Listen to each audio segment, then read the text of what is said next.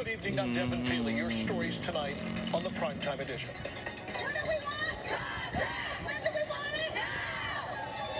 How the White House is working tonight to put an end to the nation's biggest healthcare worker strike ever. And we've got two first alert days for Thursday and Friday. Some parts of the Bay today were 20 degrees warmer than just yesterday. You no doubt felt this change if you were anywhere near the water today. We'll talk about what that was about and what it means for Thursday and Friday, which actually, for most of us, are the two warmest days of the 7-day. Coming right up. And late Senator Dianne Feinstein's casket has now exited City Hall here in San Francisco tonight. Coming up, those moments, plus how San Francisco residents are honoring and remembering the late senator. Sights and sounds from Fleet Week. We get you ready for Battle of the Bands and blast off with the Blue Angels. And meet the muralist who's trying to build beauty beyond art. Gives ownership to the community, gives them a voice. From CBS News Bay Area, this is the Primetime Edition on KPIX Plus. Good evening, I'm Devin Feely. These are tonight's Primetime headlines. This week, the San Jose City Council is expected to take a critical vote in supporting the forming of a city-owned utility company. The department would be called San Jose Power. If approved, the city estimates it could be up and running by 2028. The price tag for the last leg of the BART extension into downtown San Jose just jumped by $3 billion.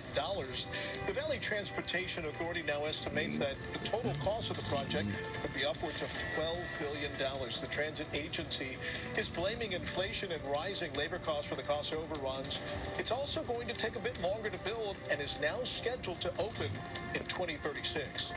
Former President Donald Trump was back in court in New York for day 3 of his fraud trial. The testimony today focused on who was ultimately responsible for the valuations of his companies and business properties. Trump's legal team tried to shift blame to the accounting firms that his company hired. And taking a live look outside at the San Francisco skyline tonight, let's get a first check of our first alert forecast with meteorologist Derek Pat. Got two first alert days coming up, Devin, with tomorrow and Friday both having heat advisories on them. We're going to talk much more about that. Plus, we are in Fleet Week. So the Blue Angels, which you're going to be hearing over the next few days and certainly seeing as they start doing rehearsals. But the big shows are coming up on Friday, Saturday, and Sunday. So we just wanted you to see the forecast there. Friday and Saturday are going to be spectacular. Sunny and cloud-free. And then on Sunday, we might get a little cooler. And you watch out as we've got one coming in right over us. Sunday gets cooler and perhaps a bit cloudier. Not a forecast for a gray out like with the marine layer, but certainly not as pristine and crystal clear as Friday and Saturday will be. One thing I want to discuss with you in this first visit is how